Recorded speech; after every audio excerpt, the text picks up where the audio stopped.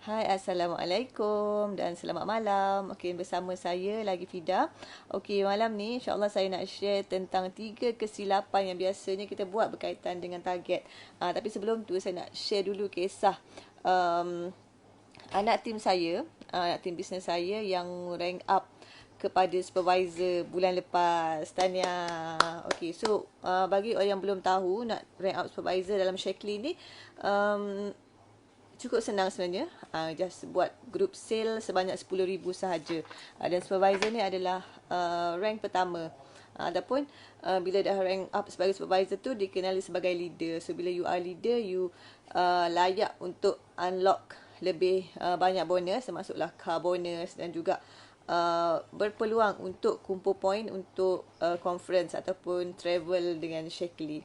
Okay, so saya punya anak tim tadi ni sebenarnya dia dah lama dah join Shaklee, tapi um, dan dia memang join Shaklee pada awal tu memang untuk bisnes sebab dia memang perlukan duit. Tetapi biasanya orang yang perlukan duit ni dia nak duit yang cepat. Dia tak boleh nak tunggu.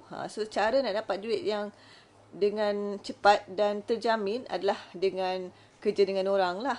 So masa tu dia cari part time dan bekerja dengan orang. So because kalau dia bekerja dengan orang, memang confirm lah akan dapat gaji kan. Tapi kalau you buat business, tak boleh nak expect you buat business hari ni, esok terus dapat dia punya hasil, esok terus dapat untung ataupun dapat apa yang you nak. Tak boleh because dalam bisnes ni dia adalah macam uncertain punya benda. So you tak boleh, dia tak ada macam you kerja for the whole month, you buat activity business for the whole month and you akan dapat hujung bulan tu akan dapat the amount yang you nak tu. Dia bukan macam tu because it's a process. Okay. So dia tidak terus dapat macam tu. So you masa peringkat awal ni kita memang kena sabar dan teruskan buat aktiviti bisnes kita, teruskan bina bisnes kita hinggalah kita dapat hasil. Dan kita kena buat dengan rasa percaya walaupun tak dapat apa-apa hasil lagi, tapi kena percaya yang setiap apa yang kita buat tu, apa je usaha yang kita buat tu, insya-Allah akan ada hasil dia. Okay, so berbalik kepada anak tim saya tadi, so since dia selesa nak kerja dengan orang, saya pun macam okey lah, tak adalah nak.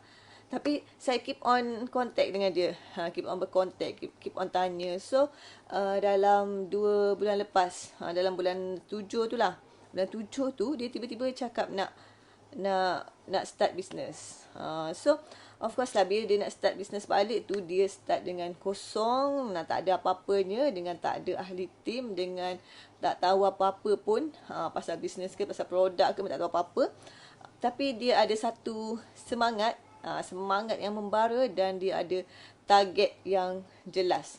Target dia nak juga rank up supervisor. So yang last month bulan 8, so dia fight for apa yang dia nak, fight for the target. So alhamdulillah dia dapatlah target dia tu.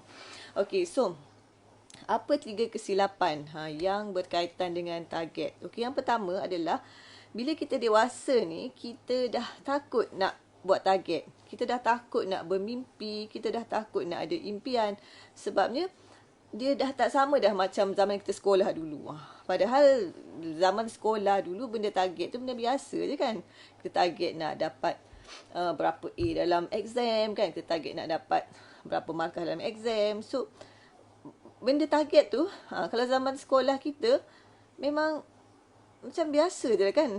Memang semua orang pun akan ada target dia, berapa A dia nak kan. Contohlah berapa A dia nak dalam exam tu. Tapi bila kita dah dewasa ni, kita dah tak nampak dah yang dalam hidup kita ni kena ada target. Sebab kita ni adalah manusia. Manusia ni adalah makhluk yang dinamik. Dinamik tu maksudnya dia sentiasa mengalami perubahan. So kita kena sentiasa nak berubah kepada yang lebih baik. So nak berubah kepada yang lebih baik tu, itulah kita punya target. So tak semestinya orang tak semestinya bila kita bisnes dia kita kena target. Kalau kita tak bisnes pun kita kena ada kita punya kita punya apa yang kita nak jadi. Kita kena ada perubahan yang kita nak capai untuk jadi orang yang lebih baik. Okay, so target tu bukan untuk budak sekolah je. Okay, target tu sebenarnya untuk kita, untuk sesiapa sahaja. Contoh saya bagi target kita untuk jadi orang lebih baik. Mungkin kita nak khatam Quran lah contohnya. So kita nak khatam Quran dalam berapa lama? Contohnya setahun kan. So itulah target kita. So daripada awal tahun sampai hujung tahun tu, so target kita nak habiskan baca Quran. Itulah target dia. Janganlah ingat target tu untuk orang bisnes je. Tak. Semua orang pun kena ada target dia untuk jadi orang yang lebih baik. Okey, yang kedua, yang berkaitan dengan takut tadi, takut nak buat target sebab takut tak tercapai. Kan? Nanti aku target nak beli rumah banglo 3 tingkat contohnya, lepas tu tak tercapai. Waktu tu cerita contohlah cerita kat orang, okey aku target nak beli banglo ni, lepas tu tiba-tiba tak dapat. Lepas tu akan rasa malu, akan rasa down kan. Okey, sebenarnya target tu adalah benda yang kita belum ada lagi. Kita tak ada dan kita nak dapatkan benda tu. So, of course, dalam perjalanan nak dapatkan target tu, mungkin kita tak dapat pun sebenarnya. Tapi, sebenarnya kita tak rugi apa-apa pun. Kan? Tak rugi apa-apa pun kalau kita usaha betul-betul untuk dapatkan target tu. Sebabnya kita belum ada pun benda tu lagi. So, kita tak ada hilang apa-apa pun sebenarnya. Kan? Dan yang pertama. Yang keduanya, kita nak malu dengan siapa kalau kita tak capai target pun. Kan? Kalau macam orang keliling kita mengata pun, just untuk masa tu je. Lama-lama dia orang pun lupa juga dengan apa yang dah berlaku tu. Okey, itu adalah takut. Yang kedua, kesilapan tentang target ni. Okey, ni dah berani dah buat target. Tapi anggap target tu sebagai tangkal. Tangkal ni macam mana? Dia dah buat target, dia dah tulis dah target dia, nak apa.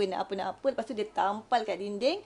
Lepas tu dia tengok tiap-tiap hari, harap-harap target tu akan terjadi dengan sendirinya. Itulah nama dia. Target tu tangkal. Kan? Tengok je, pegang je ataupun tulis dekat buku, pegang je, nanti nak terjadi dengan sendiri. Tidak, okey, tidak. Target tu bukannya tangkal, bukannya you tulis je you nak apa, then dia boleh terjadi dengan sendiri. Tak. You have to go to that target. Kalau you nak target tu, you yang kena pergi pada target tu. Okey, saya bagi contoh. Target ni dia macam kita nak pergi rumah kawan kita kahwin. Biasanya orang kahwin ni walaupun sekarang ni jemput pakai Facebook pun, dia akan bagi peta kan.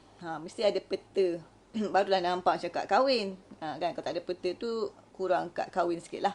Okay, so bagi peta. So target tu adalah rumah kita nak pergi tu. Kan. So bila kita nak nak pergi ke rumah tu, kita dah nampak dah. Kan jalan-jalan dia tu. Jalan-jalan dia tu tak nampak dah. So itulah plan kita. Bila kita buat target, kita kena ada plan. Macam mana kita nak capai benda tu. Kan? So daripada peta tu tadi, kita dah nampak dah rumah dia kat sini. Okay, so jalan dia macam ni.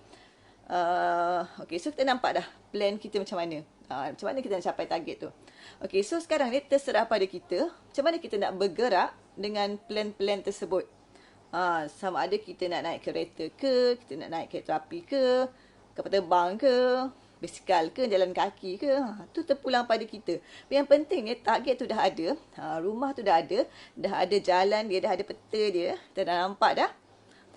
Dan terpulang kepada kita, macam mana kita nak pergi. Tapi in the end, kita yang kena bergerak ke arah target kita. Kita yang kena buat sesuatu untuk sampai ke situ. So itulah maksudnya target ni bukannya tangkal, bukannya kita tulis dan simpan, tengok hari-hari lah konon.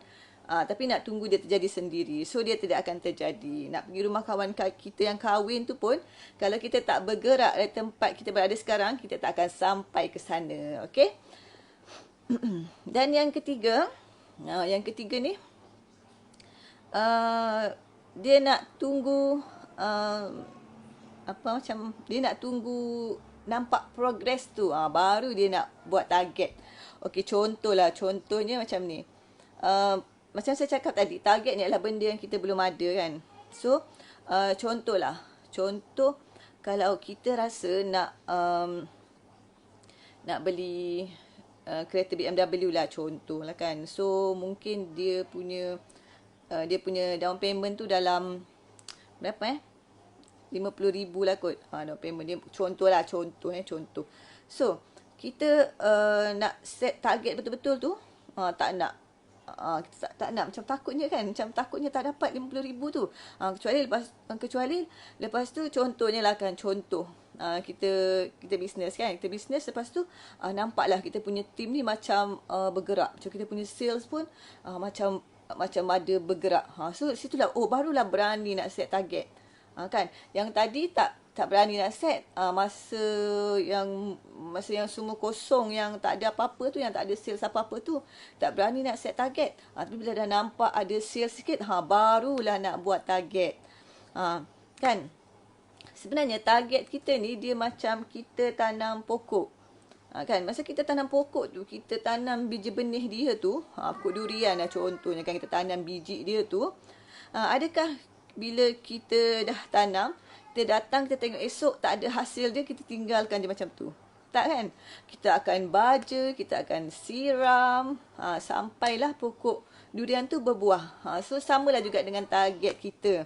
Okay? Walaupun mula-mula kita tak nampak apa-apa pun kan, tapi kita buat sesuatu, kita bajalah, kita usahalah apa-apa untuk sampai ke target tu.